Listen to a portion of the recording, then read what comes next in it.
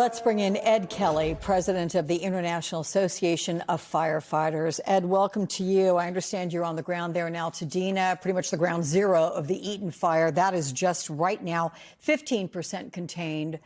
Tell me what you're hearing from the fire crews about the status of those fires behind you that would have been behind you there, and the challenges they're running into and how much progress they've made. Sure. I'm actually standing in the living room of an LA City firefighter who, while he was out fighting these fires, lost everything, lost his entire house. We have dozens of firefighters that are in similar predicaments. But firefighters on the ground now have a couple of days here. We understand that the winds are going to kick back up again, I believe around the 14th. So there's a couple of days here. I know the crews are working very hard to contain the fires that they're dealing with. As you mentioned, there's several fires burning. The fires that they dealt with here were apocalyptic. We had record high winds. We had extremely low humidity, a recipe for disaster for us. And also complicating that fire in the Palisades was our lack of water. The hydrants did not work, as you all know. And that's like sending an army to war with tanks and guns and no ammunition.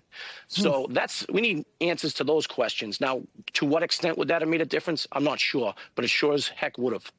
Well, let me ask you, yes, of course, there are a lot of questions yet to be answered about whether this crisis was avoidable. Is there anything, Ed, that could have been done to prevent these fires or lessen the severity of them? And I ask because there were the ferocious winds. Did they make it impossible to control? Winds are going to be a challenge for us no matter where we are, coast to coast. And these fires that California has a long history of fighting and experiencing are happening from coast to coast now. We're seeing them pop up in New York City, for instance, where just a few months ago they had a massive wildfire right on the island of Manhattan. So can we do more? Yes. We need to remove those fuels. We need to do what we can to mitigate the threat and eliminate the fuel hazard. We can also increase our codes. But at the end of the day, we also need to be able to respond to these better. The city of LA suffered drastic cuts in their fire department in 2010.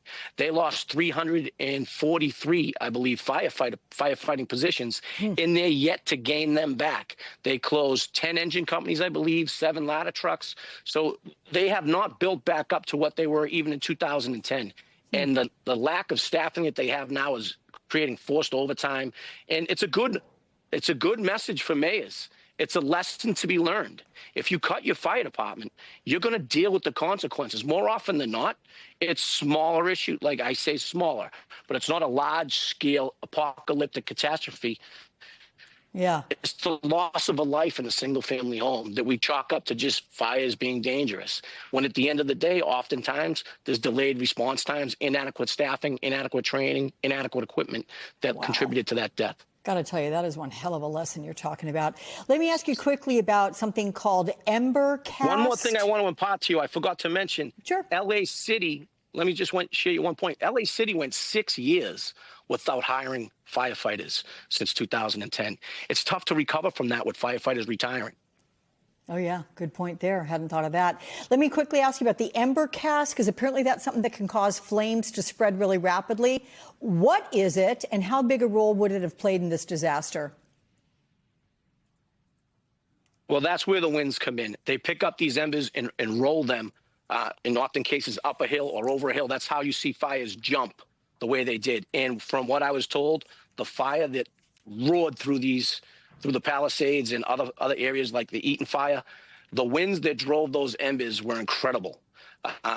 In fact, where I'm standing right now, that fire was actually initially about 5 miles from here. And this firefighter's wife asked, are we safe here? And he had said, yeah, I think you're about 5 miles away. You should be okay. But that ember reach jumped that fire so quick that they were lucky to escape, those that were in the house. Whew, Ed Kelly, it is a sobering conversation, but a necessary one. Thank you so much, and thank you for what you do on behalf of the citizenry of this country. Thank you so much.